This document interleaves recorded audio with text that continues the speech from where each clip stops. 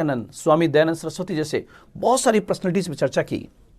आज इसी कड़ी में भारतीय राष्ट्रीय आंदोलन की एक और बेहतरीन शख्सियत, जिन्होंने भारत में राष्ट्रवाद को फैलाने में, भारतीय क्रांतिकारी धारा को उत्तेजित करने में, भारतीय राष्ट्रीय आंदोलन को अंतर्राष्ट्रीय रूप देने में जिस शख्सियत ने अपना सब कुछ न्यौछावर कर दिया, आज दोस्तों हम कलाम के इस डिजिटल प्लेटफॉर्म के माध्यम से उसी शख्सियत के बारे में चर्चा करने के लिए जा रहे हैं, जिन्हें इतिहास में नेताजी सुभाष चंद्र बोस के नाम से जाना जाता है। एक ऐसी शख्सियत जिनको विदेशी स्तर पर, जर्मनी के अंदर जिनको नेताजी के नाम से संबोधित किया गया था, जिन्होंने गांधी जी के साथ उनका टकराव था, लेकिन वैचारिक टकराव था, राष्ट्र के मुद्दे पर वो हमेशा एकजुट रहे। तो दोस्तों आज हम सुभाष चंद्र बोस से और स्पेशली व्यक्तित्व का जो परीक्षण करेंगे, तब स्पेशली इस बात को ज्यादा फोकस करेंगे कि हमारे सुभाष बाबू से हमारे एग्जाम के पॉइंट से कौन से प्रश्न बन सकते हैं। और साथ ही साथ आपको पता है वर्ष 2018 के अंदर हमारे माननीय प्रधानमंत्री श्री नरेंद्र मोदी जी ने अंडमान निकोबार द्वीप समूह का 2018 में दौरा करते हुए 3 आइलैंड्स का नाम जो है सुभाष बाबू, सुभाष द्वीप, स्वराज द्वीप, शहीद द्वीप रखा है। किस किस का नाम रखा है, यह आपके एग्जाम में प्रश्न बन सकता है। साथ ही साथ आपको पता होगा कि जो आजाद हिंद सरकार 1943 में सिंगापुर में स्टैब्लिश हुई, जिसको 9 देशों ने मान्यता दी, सुभाष बाबू जिसकी सर्वे सर्वा थे, उसकी 75वीं वर्षगांठ बनाई गई है। इसलिए उन सब पॉइंट्स को ध्यान में रखते हुए सुभाष चंद्र बोस से आपके एग्जाम में प्रश्न आ सकता है। तो सबसे पहले बेसिक पॉइंट से हम स्टार्ट करें। दोस्तों आप लोग ध्यान रखना कि 23 जनवरी 1897 को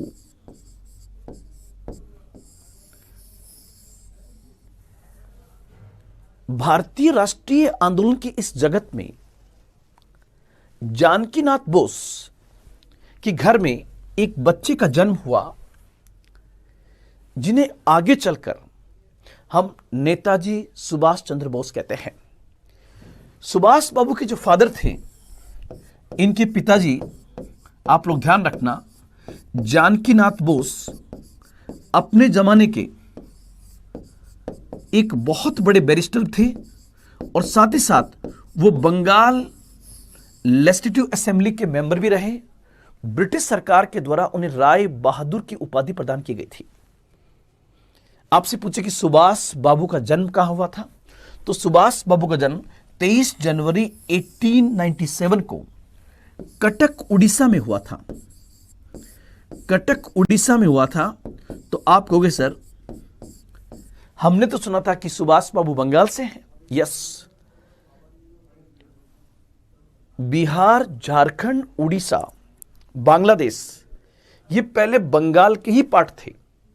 1911 में बंगाल से बिहार को अलग किया गया है और 1936 के अंदर उड़ीसा को एक अलग प्रोविंस का दर्जा दिया गया था। इसलिए आप लोग ध्यान रखना, जिस समय सुभाष बाबू का जन्म हुआ है उस समय उड़ीसा जो था वो बंगाल का ही पार्ट था और कटक में इनका जन्म हुआ था, जहां पर आज आपको पता होगा कि उड़ीसा का जो हाईकोर्ट है कटक के अंदर है। और केंद्रीय चावल अनुसंधान केंद्र कहां है, ये मैं जस्ट आपसे पूछ रहा हूं, इसका भी आप लोग मुझे बताएंगे। तो सुभाष बाबू का जन्म जो है 23 जनवरी 1897 को कटक उड़ीसा में हुआ। उनके फादर जानकीनाथ बोस जो थे वो बंगाल लेजिस्लेटिव असेंबली के मेंबर थे। और चूंकि एक अच्छे संपन्न परिवार में इनका जन्म हुआ, तो जो इनकी आरंभिक शिक्षा थी वो आरंभिक शिक्षा बहुत बेहतरीन हुई और कलकत्ता यूनिवर्सिटी से इन्होंने फिलॉसफी के अंदर ग्रेजुएशन किया, ऑनर्स के अंदर। और उसके बाद इनके पिताजी की यह हार्दिक इच्छा थी कि आपको अगर बनना है तो आईएएस अधिकारी बनना है। उस समय दोस्तों, आज भी आपको पता है कि भारतीय सिविल सेवा का आज भी बहुत बड़ा क्रेज है। तो उस जमाने में तो क्रेज ही अलग था। तो इंडियन सिविल सर्विसेज जो था, भारतीय सिविल सेवा जो है, उस भारतीय सिविल सेवा के लिए जानकीनाथ बोस साहब ने, मतलब सुभाष बाबू के पिताजी ने, इनको पढ़ने के लिए लंदन भेज दिया और वहां पर वो आईसीएस की तैयारी करने लगे। 1919 के अंदर आप लोग ध्यान रखना, कलकत्ता यूनिवर्सिटी से उन्होंने फिलोसॉफी के अंदर, फिलोसॉफी ऑनर्स के अंदर उन्होंने स्नातक की परीक्षा पास की थी। उसके बाद वो लंदन चले गए, इंग्लैंड, और 1920 में उन्होंने आईसीएस की परीक्षा पास की। 1920 में आईसीएस की परीक्षा पास की, और न केवल परीक्षा पास की बल्कि इंडियन सिविल सर्विसेज के अंदर उन्होंने 4th रैंक प्राप्त की। उस जमाने में 4थी रैंक प्राप्त करना अपने आप में एक बहुत बड़ी उपलब्धि थी। लेकिन दोस्तों ध्यान रखना, सुभाष बाबू की नजर में यह उपलब्धि कोई बहुत बड़ी नहीं थी। इसी समय देश एक बड़े बदलाव के दौर से गुजर रहा था। गांधी जी का भारतीय राष्ट्रीय आंदोलन में आगमन हो चुका था और एक उथल पुथल राष्ट्रीय आंदोलन मची हुई थी। रॉलेट एक्ट और रॉलेट एक्ट के खिलाफ अखिल भारतीय सत्याग्रह, जलियांवाला बाग हत्याकांड, खिलाफत आंदोलन और असहयोग आंदोलन ने उनके अंदर के राष्ट्रवाद को जगा दिया। और सुभाष बाबू ने आईसीएस जैसी परीक्षा से जो उन्होंने पास की, उससे उन्होंने इस्तीफा दे दिया और अपनी निजी जिंदगी, अपने निजी परिवार को एक साइड में रखते हुए राष्ट्र के लिए वो समर्पित हो गए। और यही दोस्तों आप लोग ध्यान रखना, अगर राजनीति में वो किससे सबसे अधिक प्रेरित हुए हैं तो नाम आएगा गांधी जी का। गांधी से प्रेरित है। लेकिन आपसे पूछे कि सुभाष बाबू के गुरु कौन थे, तो दोस्तों आप लोग ध्यान रखना, सुभाष बाबू के गुरु थे सीआरदास। सीआरदास, जिनका पूरा नाम था चित्तरंजन दास। चित्तरंजन दास सीआरदास जो है वो बेसिकली आप लोग ध्यान रखना, सीआरदास बंगाल की राजनीति के एक बहुत बड़े पुरोधा थे, बहुत लोकप्रिय लीडर थे और वो उनको अनुसरण करने लगे। कौन? सुभाष बाबू चित्तरंजन दास सीआरदास को अनुसरण करने लगे। 1920 का जो असहयोग आंदोलन हुआ था, उसी असहयोग आंदोलन के दौरान सुभाष बाबू को कुछ कारणों के आधार पर गिरफ्तार कर लिया गया। 6 महीने की उनको जेल हुई और कहते हैं कि कुछ लोगों ने उनको अवैध तरीके से रिहा कराने का प्रयास किया, लेकिन सुभाष बाबू ने मना कर दिया कि अगर मैं राष्ट्र के लिए जाऊंगा तो लीगली तरीके से अंदर जाऊंगा और लीगल तरीके से ही बाहर आऊंगा। ऐसा प्रामाणिक व्यक्तित्व था दोस्तों। और साथ ही साथ आप लोग ध्यान रखना, जब वो वापस आए तो चूंकि पूरी तरह से राजनीति में आ चुके थे और उस समय बंगाल की राजनीति में सीआरदास का प्रभाव जबरदस्त था और भारतीय राजनीति के अंदर गांधी जी का प्रभाव जबरदस्त था। अब यहां से एक मोड़ आता है, आपको पता होगा, जब असहयोग आंदोलन चल रहा था तो 5 फरवरी 1922 को उत्तर प्रदेश के उस समय के यूनाइटेड प्रोविंस में गोरखपुर के चौरी चौरा नामक स्थान पर जो कांड हुआ, जिसको इतिहास में चौरी चौरा कांड कहते हैं, 5 फरवरी 1922 को, उस कांड के बाद असहयोग आंदोलन को स्थगित कर दिया गया। और जैसे ही असहयोग आंदोलन को स्थगित किया गया, आप लोग ध्यान रखना, पहला अनबन यहीं से शुरू होगा गांधी जी और सुभाष बाबू के बीच में। क्यों? कि 5 फरवरी 1922 को जब गांधी आंदोलन वापस लेते हैं, इसको स्थगित आंदोलन को वापस लेते हैं, असहयोग आंदोलन को, तो सीआरदास और मोतीलाल नेहरू सबसे अधिक विरोध करने वालों में थे, सबसे अधिक विरोध करने वालों में थे। और यहीं पर दोस्तों आप लोग ध्यान रखना कि सीआरदास ने आगे चलकर जो दिसंबर 1922 का गया अधिवेशन हुआ था, उसमें यह प्रपोजल रखा कि कांग्रेस को बदलती हुई परिस्थितियों के अंदर चुनाव में भाग लेना चाहिए। लेकिन ध्यान रखना, उस प्रपोजल को अस्वीकार कर दिया। तो सीआरदास और मोतीलाल नेहरू ने एक नई पार्टी बना ली, जिसको इतिहास में स्वराज पार्टी के नाम से जानते हैं। और उस समय सुभाष बाबू का झुकाव सीआरदास की ओर था। यह पॉइंट जो है, आगे चलकर गांधी को इस बात का पता लग गया कि यह व्यक्ति हमारे साथ लंबे समय तक नहीं रहेगा। मतलब गांधी जी और सुभाष बाबू के बीच में जो वैचारिक टकराव आ रहा है, वो सबसे पहले 1923 में जो स्वराज पार्टी की स्थापना हुई है उस समय आ रहा है। और उसके बाद आपको पता है कुछ राजनीतिक कारणों से 1924 के अंदर उन्हें जेल भेज दिया गया, मांडले जेल गए वो म्यांमार के अंदर, और इस प्रकार कई दफा जेल जाते हैं,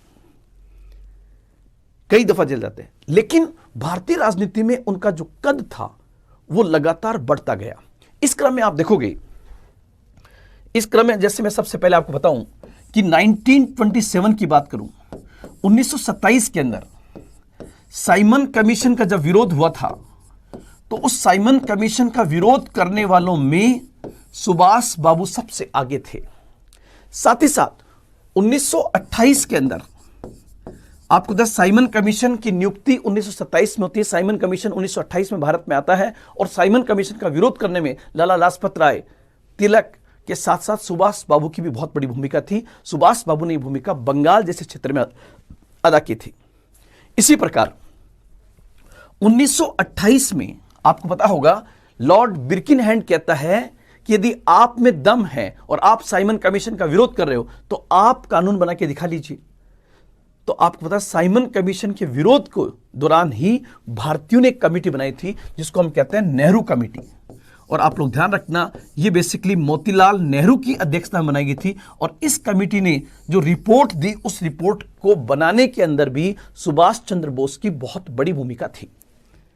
इसी प्रकार आपको पता होगा 1929 में आपको पता होगा लाहौर में जो कांग्रेस का अधिवेशन होता है और इसी अधिवेशन में पहली बार जवाहरलाल नेहरू जो है कांग्रेस के अध्यक्ष के रूप में पूर्ण स्वराज की घोषणा करते हैं।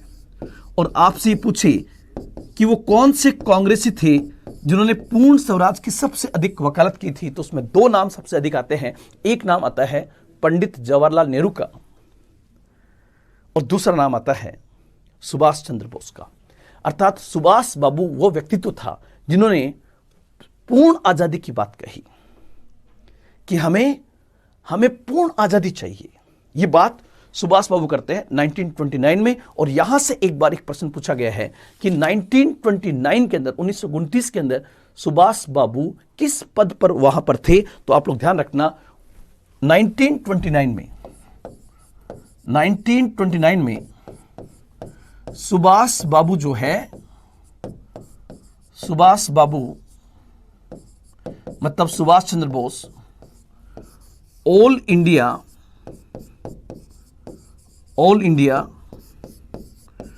ट्रेड यूनियन जो थी उसके ये अध्यक्ष थे। आप लोग ध्यान रखना, Subhash babu all India trade union congress जो थी उसके 2 साल तक अध्यक्ष रहे। 1929 से लेकर 1931 तक वो यहां पर ऑल इंडिया ट्रेड यूनियन के अध्यक्ष रहे। और जब ऑल इंडिया ट्रेड यूनियन के अध्यक्ष रहे तो इसके माध्यम से उन्हें आम लोगों तक पहुंचने का रास्ता और मिल गया। और दोस्तों ध्यान रखना 1935 का अधिनियम आता है और 1935 के अधिनियम के आधार पर 1937 में चुनाव होते हैं। 1936 और 1937 में कांग्रेस के अध्यक्ष जो है वो बेसिकली जवाहरलाल नेहरू थे और नेहरू के नेतृत्व में भारत में 1937 के जो प्रांतीय चुनाव हुए उसमें कांग्रेस ने काफी सफलता प्राप्त की थी। लेकिन दोस्तों किसी किताब में नहीं आता है कि 1937 के कांग्रेस को जिताने में सुभाष बाबू की भी बहुत बड़ी भूमिका थी। सुभाष बाबू ने भी अपने तरीके से जनमत को कांग्रेस के साथ जोड़ने में एक बहुत बड़ी भूमिका अदा की। यही कारण है कि 1936 में कांग्रेस के अध्यक्ष जवाहरलाल नेहरू रहे, 37 में नेहरू रहे, लेकिन 1938 का 1938 का यहां पर पॉइंट आप लोग याद रखना कि कांग्रेस अध्यक्ष के रूप में उनकी भूमिका कब आती है। कांग्रेस अध्यक्ष के रूप में तो आप लोग ध्यान रखना नंबर 1 पहला जो पॉइंट आएगा वो आएगा 1938 में वो पहली बार 1938 में वो पहली बार कांग्रेस के अध्यक्ष बने। 1938 में वो पहली बार कांग्रेस के अध्यक्ष बनते हैं और यहां पर आपका क्वेश्चन आएगा कि वो किस अधिवेशन में सर्वसम्मति से कांग्रेस के अध्यक्ष बने। तो यहां पर दोस्तों आप लोग ध्यान रखना 1938 का जो हरिपुरा अधिवेशन हुआ था, हरिपुरा अधिवेशन इस हरिपुरा अधिवेशन में वो सर्वसम्मति से कांग्रेस अध्यक्ष बने। और दोस्तों यहां पर आप लोग ध्यान रखना, जिस समय 1938 में वो कांग्रेस के अध्यक्ष बनते हैं, इसी समय इनके कार्यकाल में 1938 में राष्ट्रीय योजना समिति बनती है, या मैं ऐसे कह सकता हूं राष्ट्रीय आर्थिक योजना समिति बनती है इनके अध्यक्ष कार्यकाल में। और ये राष्ट्रीय योजना समिति जो बनी उसका अध्यक्ष जवाहरलाल नेहरू को बनाया गया था। लेकिन 1938 में जो योजना समिति बनी, वो योजना समिति लाने का जो आइडिया था वो सुभाष बाबू का था। और सबसे बड़ी बात है कि 1938 में जब सुभाष बाबू कांग्रेस के अध्यक्ष थे, ये वो समय था जब कांग्रेस अपने चरम पर जा रही थी। कांग्रेस का फैलाव पूरे भारत में था, लेकिन आम जन को, युवा को, क्रांतिकारी को, बुजुर्ग को, किसान को, जमींदार को, उद्योगपति को, सबको कांग्रेस के साथ जोड़ने में सुभाष बाबू ने एक बहुत बड़ी भूमिका अदा की। और युवाओं में तो बहुत ज्यादा लोकप्रिय थे। लेकिन दोस्तों एक चीज ध्यान रखना कि सुभाष बाबू ने 1938 में जो राष्ट्रीय योजना समिति बनाई थी, इसका अध्यक्ष उन्होंने जवाहरलाल नेहरू को बनाया था। यही से कहते हैं कि नेहरू और सुभाष बाबू में एक दूसरे के एक ईगो टकराता था।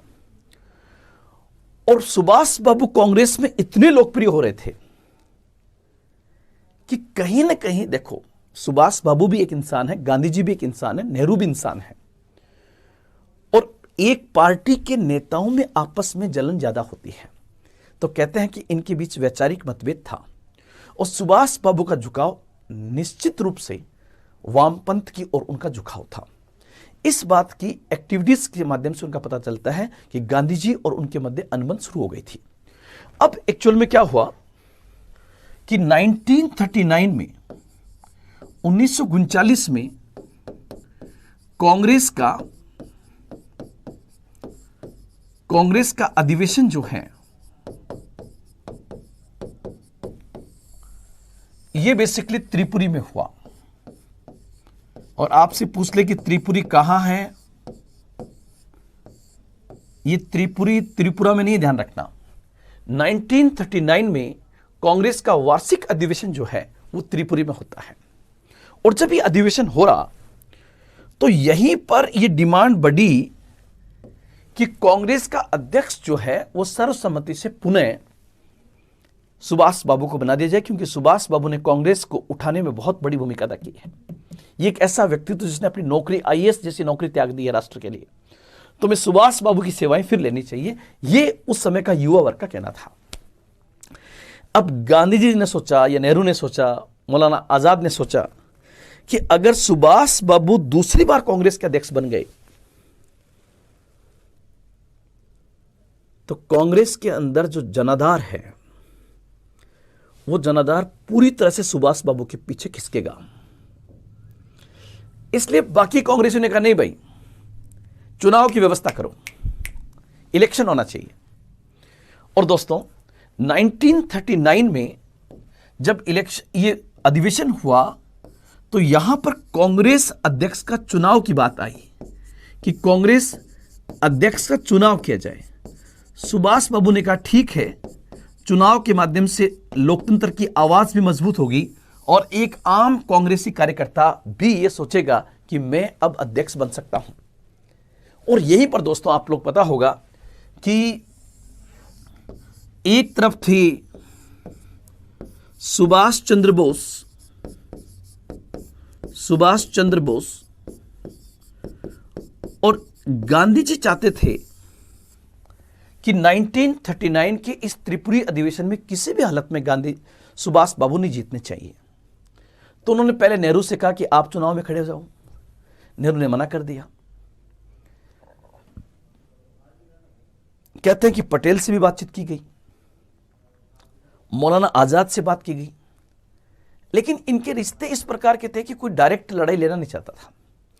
और उनको लग भी गया था कि अध्यक्ष का चुनाव कोई लड़ ले, जीतेगा सुभाष बाबू। इसलिए गांधी ने इस इलेक्शन से पहले ही कह दिया कि यह इलेक्शन में जो भी खड़ा होगा मेरे द्वारा, मेरे समर्थन से, अगर वो हारता है तो ये मेरी निजी हार होगी। और दोस्तों गांधी जी ने अपने एक समर्थक गांधीवादी व्यक्ति थे पट्टाभी सीतारामैया, जिनका देश के लिए बहुत बड़ा योगदान भी है। वो पट्टाभी सीतारामैया को गांधी जी चुनाव में खड़ा कर देते हैं। पट्टाभी सीतारामैया को चुनाव में खड़ा कर देते हैं। पट्टाभी सीतारामैया को गांधी जी चुनाव में खड़ा कर देते हैं। अब इलेक्शन होता है, कांग्रेस वर्किंग कमेटी, जो भी कांग्रेस के वर्कर्स होते हैं वो अध्यक्ष का चुनाव करते हैं, और गांधी जी के समर्थक पट्टाभी सीतारामैया को सुभाष बाबू ऐसी पटकनी देते हैं कि पट्टाभी सीतारामैया चुनाव हार जाते हैं। चुनाव हार गए, और इस हार को गांधी ने अपनी निजी हार माना। और कहते हैं दोस्तों, इसके बाद कांग्रेस वर्किंग कमेटी की जो बैठक हुई, उस कांग्रेस वर्किंग कमेटी की बैठक में कई लोग, मतलब कांग्रेस वर्किंग कमेटी में कई लोग जो है वो गांधीवादी थे, गांधी जी के समर्थक थे। उन्होंने सुभाष बाबू के अध्यक्ष बनने के बावजूद भी उन्होंने सहयोग देना बंद कर दिया। खुद सुभाष बाबू लिखते हैं कि मैंने ये कहा कि मेरे और गांधी जी के बीच में वैचारिक मतभेद हो सकता है, लेकिन राष्ट्र के लिए हम दोनों एक हैं, इसलिए जैसा वो कहेंगे वैसा करने का मैं प्रयास करूंगा। लेकिन दोस्तों कहते हैं कि सुभाष बाबू को गांधी जी का सहयोग मिलना बंद हो गया। और इसी समय कहते हैं मई 1939 के अंदर, मतलब इस अधिवेशन के बाद मई 1939 में सुभाष बाबू ने एक नई पार्टी की स्थापना की। सुभाष बाबू ने, हालांकि जब आप एनसीईआरटी पढ़ोगे तो वहां यह लिखा हुआ है कि सुभाष बाबू ने कांग्रेस के भीतर ही एक ब्लॉक की स्थापना की। उस ब्लॉक को इतिहास में फॉरवर्ड ब्लॉक के नाम से जानते हैं, लेकिन हकीकत में क्या था कि ये एक अलग पार्टी थी, जिसको उस समय के बुक्स में लिखा गया कि ये कांग्रेस के भीतर का ही एक गुट है। तो जब जब कांग्रेस के विभाजन की बात आई, दरार आई, तो उसको अंदर का समूह बता दिया गया। लेकिन आपसे पूछे कि फॉरवर्ड ब्लॉक की स्थापना 1939 मई में किसके द्वारा की गई थी, तो आपका जो उत्तर होगा वो स्पष्ट रूप से होगा मई 1939 में सुभाष चंद्र बोस ने फॉरवर्ड ब्लॉक की स्थापना की। और ध्यान रखना दोस्तों, ये जो फॉरवर्ड ब्लॉक था ये बेसिकली एक लेफ्टिस्ट ऑर्गेनाइजेशन था, जिसका झुकाव वामपंथ की ओर था। और यहां पर एक बार प्रश्न यह भी पूछा गया है कि वो कौन सा व्यक्तित्व था जिसने सुभाष बाबू की बहुत बड़ी मदद की थी फॉरवर्ड ब्लॉक की स्थापना कराने में। तो दोस्तों यहां पर फिर एक नाम आएगा, सीलभद्र याजी। इस व्यक्ति ने सुभाष बाबू की फॉरवर्ड ब्लॉक की स्थापना में एक अहम रोल अदा किया था। यह पॉइंट आपको याद रखना है। इसके आगे बढ़े। अब एक प्रकार से जब उन्होंने ये फॉरवर्ड ब्लॉक की स्थापना कर दी और वो कांग्रेस अध्यक्ष पद पर थे, तो कहते हैं कि उन पर दबाव आया कि आप इस्तीफा दीजिए। तो जल्दी उन्होंने, वो तो ऐसा कद्दावर नेता था कि परवाह नहीं करता था, उन्होंने इस्तीफा दे दिया अध्यक्ष पद से। बाद में वो बंगाल चले गए, बंगाल में फॉरवर्ड ब्लॉक की उस शाखा को मजबूत करने में लग गए। और इसी दौरान आपको पता होगा, जब ये घटनाएं चल रही हैं, आपको पता होगा सितंबर 1939 में जर्मनी पोलैंड पर हमला कर देता है। और जर्मनी जैसे ही पोलैंड पे हमला करता है, इसी के साथ सेकेंड वर्ल्ड वॉर शुरू हो जाता है। यह बात है 1 सितंबर 1939 की। अब इस पॉइंट को आप याद रखना कि जो सेकेंड वर्ल्ड वॉर था, सेकेंड वर्ल्ड वॉर, ये बेसिकली 1939 से 1945 के मध्य हुआ था। इसमें एक तरफ थी मित्र राष्ट्र, जिसमें नाम आता है ब्रिटेन और फ्रांस का। ब्रिटेन का शासक उस समय प्रधानमंत्री था चर्चिल, और फ्रांस का शासक था राष्ट्रपति क्लीमेंसू। ब्रिटेन का पीएम था चर्चिल, कंजर्वेटिव पार्टी का, और फ्रांस का राष्ट्रपति था क्लीमेंसू। और एक तरफ थे धुरी राष्ट्र, जिनको हम एक्सिस कंट्रीज भी कहते हैं, धुरी राष्ट्र, और इसमें नाम आता है जर्मनी का। और जर्मनी का शासक था दोस्तों हिटलर। जर्मनी का शासक था हिटलर, और इटली का शासक था मुसोलिनी। इटली का शासक था मुसोलिनी और जापान का शासक था जापान में किसी का नाम नहीं आता है, लेकिन आप यहां लिख सकते हो जापान में सैन्य शासन था। और अगर वाद की बात करें तो जर्मनी में नाजीवाद था, इटली में फासिस्टवाद था, जापान के अंदर सैन्यवाद था, और ब्रिटेन और फ्रांस जो है ये बेसिकली साम्राज्यवादी थे। ये साम्राज्यवादी थे जिन्होंने बहुत सारे उपनिवेश वैश्विक स्तर पे बना रखे थे, तो ये साम्राज्यवादी थे। और उस समय दुनिया में दो एमर्जिंग पावर खड़ी हो चुकी है, और उनका नाम था, एक का नाम था अमेरिका और एक का नाम था यूएसएसआर, सोवियत संघ। उस समय सोवियत संघ का शासक जो है वो स्टालिन था। सोवियत संघ का शासक स्टालिन था। और आपको बताया कि यूएसएसआर जो था वो बेसिकली साम्यवादी था, और अमेरिका जो है इसका राष्ट्रपति फ्रैंकलिन डी रूजवेल्ट था, और अमेरिका जो है ये बेसिकली एक पूंजीवादी था। अमेरिका एक पूंजीवादी राष्ट्र था। तो ये पॉइंट्स आपको यहां पर याद रखने हैं, ये पॉइंट्स आपको यहां पर याद रखने हैं। अब इस पूरे घटनाक्रम को मैं सुभाष बाबू के दृष्टिकोण से आपके दिमाग में सेट करना चाहूंगा कि पहली बात तो सुभाष बाबू का झुकाव लेफ्टिस्ट की ओर था, साम्यवाद की ओर था। इसलिए अगर वो भारत से बाहर निकलते हैं तो पहले कहां जाएंगे, वो यूएसएसआर जाएंगे। और जब 1939 में सेकेंड वर्ल्ड वॉर शुरू हुआ है, तो उस समय सेकेंड वर्ल्ड वॉर में आप लोग ध्यान रखना, उस समय तक सोवियत संघ इस युद्ध के आरंभ में शामिल नहीं था, और नई अमेरिका युद्ध की शुरुआत में शामिल है।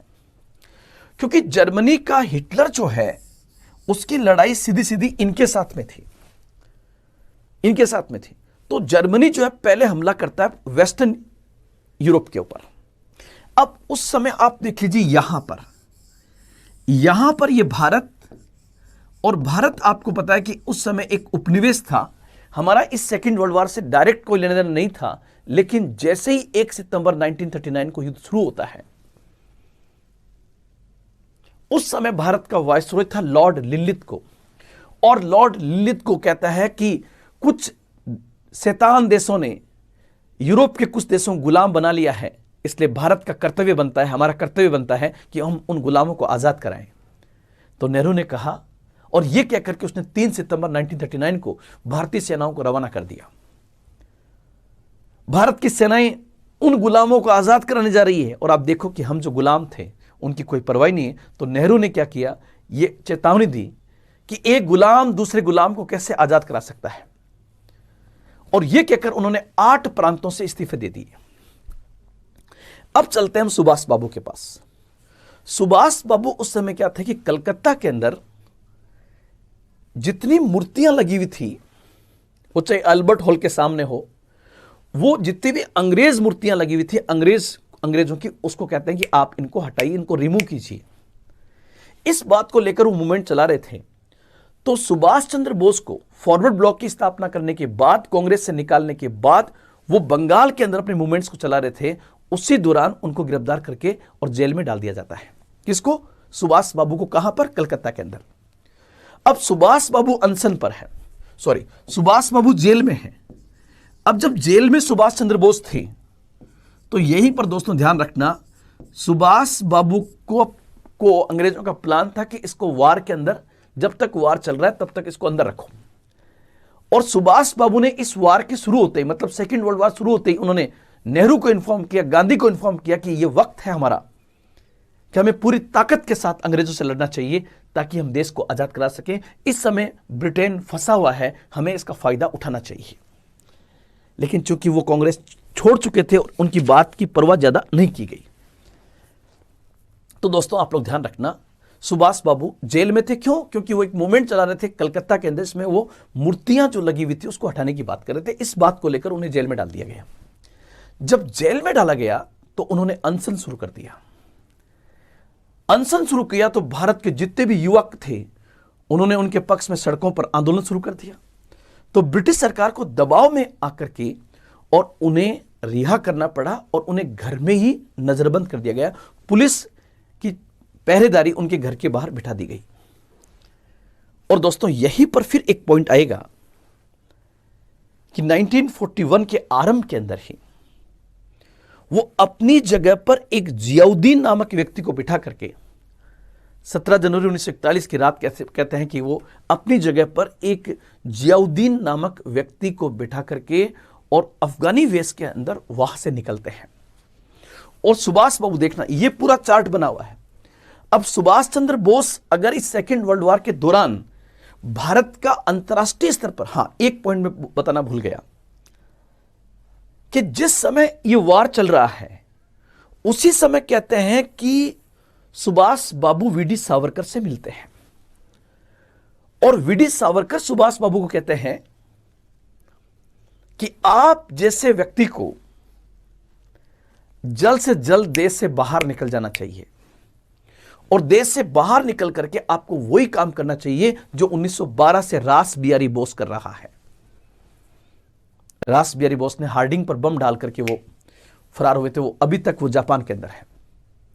ये बात वीडी सावरकर ने बताई। तो कहते हैं कि वो कलकत्ता से निकलते हैं पटना, पटना से निकलते हैं पेशावर, पेशावर जो पाकिस्तान में है। और कहां जाएंगे? आपको पता है कि अगर हम ये कहें ये हमारा प्यारा भारत और ये पाकिस्तान आज की तारीख में, उस समय पाकिस्तान हमारा हिस्सा था, तो यहां पर ये पॉइंट भी आप लोग ध्यान रखना कि यहां तक, यहां वो आते हैं पेशावर और पेशावर से वो जाते हैं यूएसएसआर। उस समय बाउंड्री हमारी उससे लगती थी, सोवियत संघ जाते हैं। अब सोवियत संघ वो स्टालिन से मिलने की जो एक प्रयास करते हैं, उस कहानी को मैं यहां पर ज्यादा नहीं बताऊंगा क्योंकि वो ज्यादा इंपॉर्टेंट यहां पर नहीं है। लेकिन वो सोवियत संघ जाते हैं, लेकिन किस्मत ने काम साथ नहीं दिया और जर्मनी क्या करता है, यूएसएसआर पे हमला कर देता है। अब जब एक तरफ वो सोवियत संघ के अंदर है और जर्मनी ने सोवियत संघ पे हमला कर दिया है, तो सोवियत संघ जो है वो अभी तक जो मित्र राष्ट्रों का दुश्मन था एक प्रकार से, वो भी इस खेमे में आके बैठ जाता है। और इधर अमेरिका का पूरा पैसा लगा हुआ है, तो अमेरिका भी इस खेमे में आ गया। मतलब मैं कह सकता हूं दो दुश्मन एक साथ एक दूसरे के नजदीक आ गए। लेकिन हमें लॉस क्या हुआ? हमें लॉस ये हुआ कि सोवियत संघ जो ब्रिटेन का विरोधी था, उस पर जब जर्मनी ने हमला किया, जर्मनी ने बेवजह सोवियत संघ को छेड़ा, इसके कारण ये इस खेमे में आता है सोवियत संघ यहां पर। अब जैसे ही यहां पर आया तो ब्रिटेन ने कह दिया कि जितने लोग जो ब्रिटिश विरोधी हैं और किसी और देश में हैं, स्पेशली सोवियत संघ में, उनको बाहर निकालो। सुभाष बाबू सोवियत संघ छोड़ देते हैं और सुभाष बाबू पहुंचते हैं जर्मनी। जर्मनी क्यों जाएंगे? क्योंकि ब्रिटेन का दुश्मन जर्मनी था। मतलब आप देखो कैसे मैनेज किया गया होगा। वो जर्मनी पहुंचते हैं और उस व्यक्ति के प्रशंसक दुनिया में हर जगह उस जमाने में थे, इतने लोकप्रिय थे। तो बाकायदा उस समय क्या होती कि हमारी एक फौज जो है, जो यूरोप में लड़ने के लिए गई थी, जिसको हिटलर ने और जर्मनी की सेना ने बंदी बना लिया था, वो उन लोगों को, उन सैनिकों को रिहा कराने में एक बड़ी भूमिका अदा करते हैं और वो हिटलर से मुलाकात करते हैं। लेकिन हिटलर उनको कई दिनों तक टालमटोल करता रहा। इससे उनको लग गया कि हिटलर मेरे किसी काम का नहीं है। और दोस्तों, चूंकि हिटलर ने एक बहुत बड़ी गलती कर दी थी, वो था जर्मनी के द्वारा यूएसएसआर पर हमला। और जल्दी मित्र राष्ट्रों ने चारों ओर से जर्मनी को घेर लिया, जर्मनी को पराजित कर दिया। जब जर्मनी को पराजित कर दिया तो जर्मनी छोड़ने के अलावा सुभाष बाबू के पास कोई विकल्प नहीं बचा हुआ था। यहां तक सुनने के बाद एक पॉइंट और सुनिए आप कि ये हमारा प्यारा भारत और ये आपको पता है, ये दक्षिण पूर्वी एशिया, साउथ ईस्ट एशिया, दक्षिण पूर्वी एशिया, और दक्षिण पूर्वी एशिया के ऊपर अगर आप यहां देखोगे तो ये आ गया चाइना और यहां पर ये आ गया जापान, ये जापान। और यहां देखोगे आप तो ये इंडोनेशिया के द्वीप आ गए, और यहां पर ये सिंगापुर है, यहां पर ये सिंगापुर है। उस जमाने में सिंगापुर एक स्वतंत्र देश नहीं था, बल्कि ये मलेशिया के अंडर में आता था, और मलेशिया जो है वो ब्रिटिश कॉलोनी था।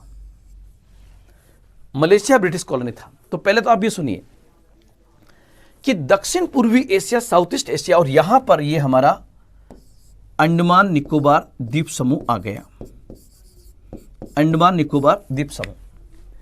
अब सुभाष बाबू जो है जापान के अंदर है। सुभाष बाबू जब जापान पहुंचेंगे तो उस समय, आप उससे पहले की बात ये सुन लीजिए कि ब्रिटेन ने भारतीय सेना की एक टुकड़ी को लड़ने के लिए, भारतीय सेना की एक टुकड़ी लड़ने के लिए इस रास्ते जापान गई है। और जापान न जाकर के वो कहां लड़ रही है? ब्रिटिश कॉलोनियों के अंदर। और इस सेना को, मान लीजिए सेना है, इस सेना को जापानियों ने पराजित कर दिया। जब जापानियों ने पराजित कर दिया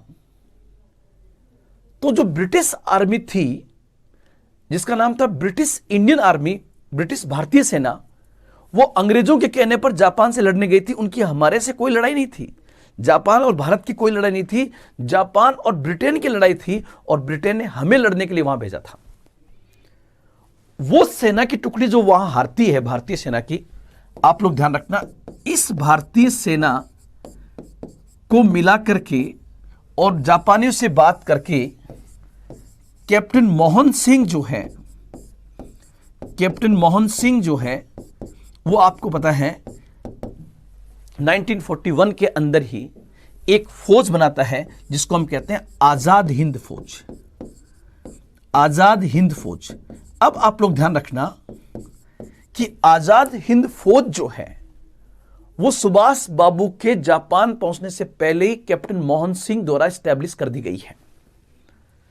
अब सुभाष बाबू जब वहां पहुंचे जापान, तो रास बिहारी बोस वगैरह जितने भी लोग थे उनसे मिलते हैं, और वो कहते हैं कि सुभाष बाबू आपके आने से हमारे अंदर एक नया जोश पैदा हो गया। सुभाष बाबू बहुत बड़े कद्दावर नेता थे, और कहते हैं दोस्तों यहीं से पूरा पूरा आजाद हिंद फौज का पुनर्गठन होता है। तुम मुझे खून दो, मैं तुम्हें आजादी दूंगा। ये उन्होंने आजाद हिंद फौज के अंदर ये बात कह करके एक नया प्रकार का जोश पैदा कर दिया। उन्होंने नारा दिया कि दिल्ली चलो, मतलब हमारा टारगेट होगा दिल्ली चल करके भारत को अंग्रेजों से आजाद करवाना। ये सुभाष बाबू का कहना था। 1944 के अंदर ही Subhash babu all India radio के माध्यम से संबोधित करते हैं कि राष्ट्रपिता, अब वक्त आ गया है कि भारत के मुक्ति दिवस के लिए हमें एक हो जाना चाहिए। मतलब वो कहते हैं कि गांधी जी, आपके और मेरे बीच में मतभेद हो सकता है, लेकिन मनभेद नहीं होना चाहिए, हमें देश के लिए एकजुट हो जाना चाहिए। और दोस्तों यहां पर फिर एक क्वेश्चन आएगा कि जो जापानी फौज है वो आजाद हिंद फौज के माध्यम से अंडमान निकोबार द्वीप समूह पे कब्जा कर लेती है, और फिर सुभाष बाबू के नेतृत्व में एक क्वेश्चन बनेगा, सुभाष बाबू के नेतृत्व में आजाद हिंद फौज का गठन होता है। सुभाष बाबू के नेतृत्व में आजाद हिंद सरकार बनती है, आजाद हिंद सरकार। और आपको बताया 2018 में इस आजाद हिंद सरकार के 75 वर्ष पूरे हुए हैं। आजाद हिंद सरकार, तो ये भी आप लोग ध्यान रखना, आजाद हिंद सरकार। ये आपसे क्वेश्चन ये पूछे कि आजाद हिंद सरकार की स्थापना कब हुई है, तो आपका उत्तर होगा 21 अक्टूबर 1943। आप लोग ध्यान रखना, 21 अक्टूबर 1943 को आजाद हिंद सरकार की स्थापना हुई थी। और इस आजाद हिंद सरकार की स्थापना सिंगापुर में, उसका मंत्रिमंडल बाकायदा गठित हुआ। सुभाष बाबू सर्वे सर्वा बने। अगर भारत से बाहर निकलकर पहली भारत सरकार अगर किसी ने सेकेंड वर्ल्ड वॉर के दौरान बनाई तो उनका नाम था सुभाष चंद्र बोस। अर्थात आप देखिए, खुद चर्चिल कहता है कि हमें सबसे बड़ा खतरा सुभाष बाबू से है, क्योंकि वो इंटरनेशनल स्तर पर ब्रिटिश गवर्नमेंट को चैलेंज कर रहे थे। और यहां तक कि सिंगापुर के अंदर जो आजाद हिंद फौज सरकार बनी, उस आजाद हिंद फौज सरकार को उस समय के 9 देशों ने मान्यता प्रदान की थी। 9 कंट्रीज, 9 देशों ने मान्यता प्रदान की। अपने आप में एक बहुत बड़ी बात थी, एक ऐसा व्यक्तित्व जो अपने देश से बहुत दूर संघर्ष कर रहा था। और इसी दौरान आपको पता होगा वो आजाद हिंद फौज के अंदर 3 रेजिमेंट्स बनाते हैं, Nehru brigade, Gandhi brigade, Subhash brigade, और एक महिला रेजिमेंट बनाते, इसका नाम था झांसी रेजिमेंट। साथ ही साथ दोस्तों आप ये पॉइंट भी ध्यान रखना कि वो अंडमान निकोबार द्वीप समूह पर जब आजाद हिंद फौज कब्जा कर लेती है जापानियों के माध्यम से, तो यहां पर अंडमान को नाम देते हैं शहीद द्वीप और निकोबार को नाम देते हैं स्वराज द्वीप। शहीद द्वीप और स्वराज द्वीप। और आजाद हिंद सरकार का हेडक्वार्टर जो था वो बेसिकली सिंगापुर और रंगून के अंदर था। मेन तो सिंगापुर था, जहां पर 9 देशों के द्वारा मान्यता दी गई थी। और कहते हैं कि आजाद हिंद सरकार जापानियों के माध्यम से नागालैंड, मतलब इस साइड में, यहां से निकलते हुए यहां तक पहुंच जाती है। नागालैंड में कोहिमा प्रवेश कर वो इंफाल की ओर बढ़ते हैं। और एक क्वेश्चन जो मैं भूल जाऊंगा, आपसे पूछे कि दिसंबर 2018 में भारतीय प्रधानमंत्री श्री नरेंद्र मोदी ने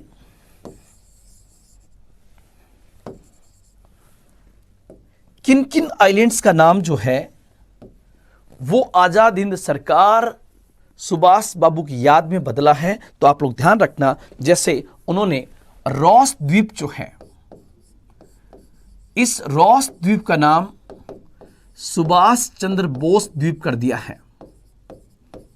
दिसंबर 2018 की बात है। और हैवलॉक द्वीप जो है और रॉस द्वीप जो है, हैवलॉक द्वीप का नाम उन्होंने शहीद द्वीप रखा है और इसका नाम स्वराज द्वीप रखा है, ताकि सुभाष बाबू की यादों को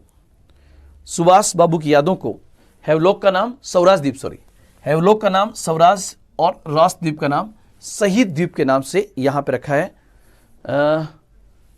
ये नील द्वीप है। तो आप लोग ध्यान रखना, रॉस द्वीप का नाम सुभाष चंद्र बोस द्वीप रखा गया है। साथ ही साथ हैवलॉक का नाम स्वराज द्वीप रखा गया है और नील जो द्वीप है उसका नाम शहीद द्वीप रखा गया है। ये उनकी याद में, ताकि उन्होंने जो किया उसको याद किया जा सके। और इसी क्रम में दोस्तों आप लोग ध्यान रखना, जब ये ऐसा व्यक्तित्व, सुभाष बाबू जैसा व्यक्तित्व जिंदगी और मौत की लड़ाई उस सेकेंड वर्ल्ड वॉर के दौरान लड़ रहा था, तो किस प्रकार अपने भारतीय राष्ट्रीय आंदोलन को अंतर्राष्ट्रीय स्तर पर समर्थन प्राप्त करने के लिए किस प्रकार उन्होंने विभिन्न देशों से बातचीत की, किस प्रकार वो विभिन्न कठिन परिस्थितियों में जिए। और कहते हैं कि 1945 के वो दौर की घटना, जब उनके बारे में आधिकारिक रूप से आज तक सूचना प्राप्त नहीं हुई है कि उनकी डेथ कैसे हुई, लेकिन कहते हैं कि जब एक वायुयान दुर्घटना में उनकी मौत होती है। भारत सरकार ने बहुत सारे कमीशंस बनाए हैं, लेकिन कोई भी कमीशन फाइनली किसी तय तक नहीं पहुंच पाया है कि उनकी डेथ फाइनली कैसे हुई। लेकिन कहते हैं कि वायुयान दुर्घटना में उनकी मौत हुई 1945 के अंदर। तो दोस्तों आज मैंने इस क्लास के माध्यम से एक भारत की एक बहुत ही शानदार व्यक्तित्व सुभाष बाबू के बारे में बताने का प्रयास किया। हालांकि सुभाष बाबू इतनी बड़ी शख्सियत है कि उनके बारे में चंद घंटों या चंद मिनटों में उस बात को समेटना बहुत मुश्किल है। लेकिन उसके साथ साथ आपके एग्जाम को भी ध्यान में रखना है कि कहानी से ज्यादा फैक्ट क्या है जो आपके एग्जाम में आ सकते हैं। तो दोस्तों आज इस क्लास में इतना ही, फिर मिलेंगे एक व्यक्तित्व के साथ। जय हिंद, जय भारत।